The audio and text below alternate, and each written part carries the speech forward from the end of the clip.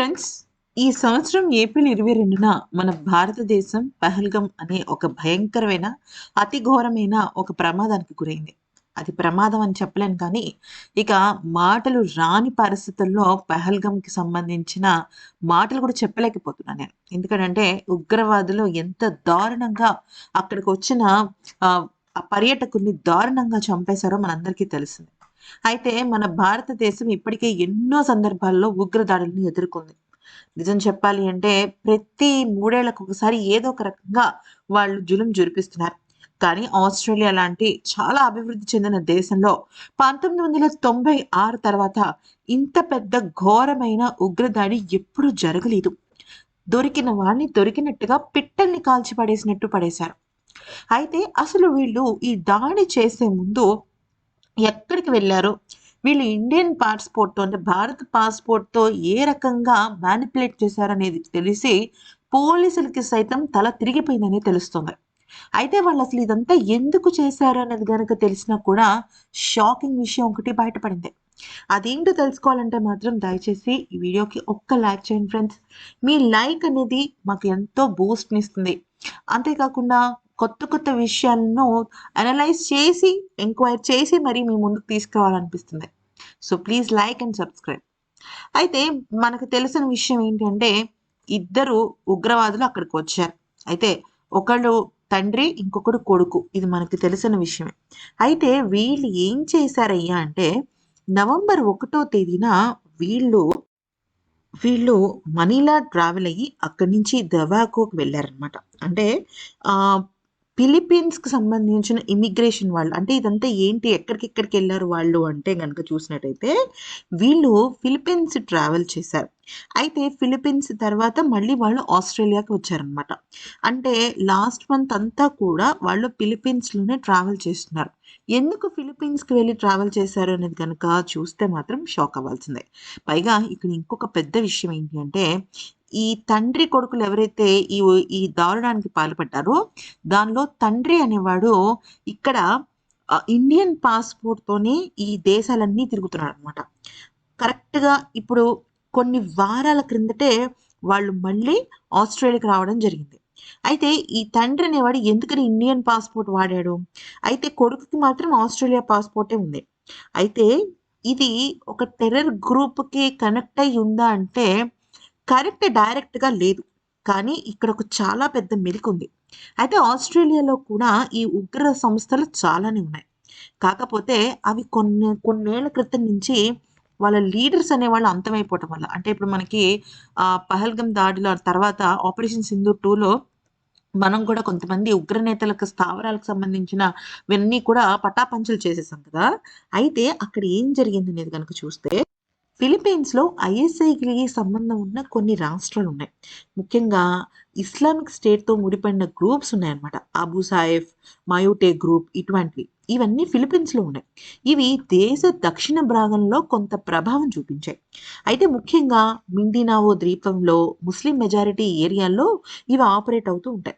అక్కడ ముస్లిం సెపరేటిస్టులు మూవ్‌మెంట్స్ చరిత్ర ఉంది. అంటే అక్కడ కొంత ఇన్‌ఫ్లూయెన్స్ ఉందన్నమాట. అంటే వీళ్ళు ఫిలిప్పీన్స్ ఎందుకు వెళ్లారు?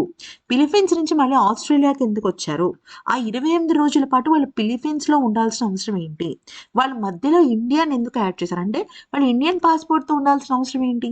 అక్కడ కూడా మీకు ఒక విషయం అర్థం అవ్వాలి.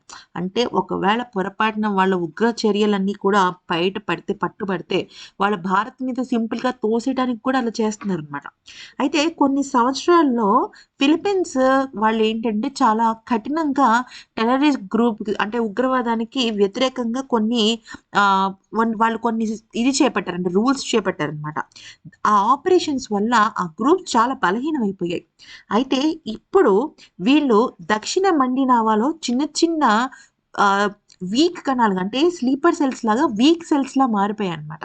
అయితే అక్కడ కొంతమంది చెల్లాచెదురుగా అంటే బాహ్య ప్రపంచానికి వాళ్ళు ఒక స్ట్రాంగ్ సెల్ గానో, స్లీపర్ సెల్ అనో కాకుండా వీక్ సెల్ లాగా ఉన్నారు. అయితే వాళ్ళే వీళ్ళని చాలా ఎక్కువగా ఇస్లామిక్ మాటలతో ఎక్కువగా వాళ్ళని ఇన్‌ఫ్లూయెన్స్ చేశారన్నమాట. అయితే 2017 మారావి సీజ్‌తో గనక మనం చూసినట్టయితే వీళ్ళకి ఈ గ్రూప్స్‌కి అంటే వీళ్ళకి 5 నెలల పాటు సీజ్ పడిందనమాట. ఆ ఉగ్రవాద గ్రూప్స్‌కి. ఇదంతా ఏం చెప్తున్నాను నేనంటే వీళ్ళు ఆస్ట్రేలియా దాడికి ముందు ఫిలిప్పీన్స్‌కెళ్లారు. ఫిలిప్పీన్స్‌లో అక్కడ ఉగ్ర దాడులు ఎక్కడైతే ఉన్నాయో, గతంలో ఉగ్రవాదులు ఎక్కడైతే ఉన్నాయో వాళ్ళ స్థావరాలు ఎక్కడైతే ఉన్నాయో కరెక్ట్‌గా అక్కడికే వెళ్ళాల్సిన అవసరం ఏంటి? అది కూడా ఇండియన్ పాస్‌పోర్ట్‌తో ఆయన వెళ్ళాల్సిన అవసరం ఇంకేంటి అనేది కూడా తెలుస్తుందనమాట. అయితే ఇక్కడ ఏమైందంటే వాళ్ళు ఆర్మీ ఫైట్స్ చేసినప్పుడు ఆ ఉగ్రవాద సంస్థలన్నీ పటాపంచలైపోయాయి. లీడర్స్ చనిపోయారు. కానీ కొంతమంది ఇంకా ఆ పగతో, ద్వేషంతో రగిలిపోతున్నారు.